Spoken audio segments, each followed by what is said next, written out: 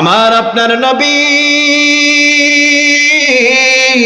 রাহমাতাল লিল আলামিন নবী হাদিসের মধ্যে বলতেছেন যে কিয়ামতের ময়দানে, এমন কঠিন ময়দানে আমার আল্লাহ তাআলা শুধুমাত্র কেবলমাত্র 7 শ্রেণীর মানুষকে আরশে আজিমের নিচে ছায়া দান করে দিবে।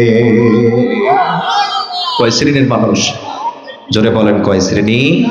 7 শ্রেণীর মানুষকে আমার আল্লাহ তাআলা আরশে আজিমের নিচে ছায়া দান করবেন। ওই আরশে আজিমের নিচে আমরা ছায়া পেতে চাই কি চাই না? আর একটু জোরে বলেন, চাই কি চাই না? ওই আরশে আজিমের নিচে নবীজি বলতেছেন তারা ছায়া পাবে, তাদের মধ্যে অন্যতম হচ্ছে যারা আল্লাহর ভয়ে ক্রন্দন করবে, আল্লাহ তাআলাকে ভয় করে গুনাহ ছেড়ে দিবে।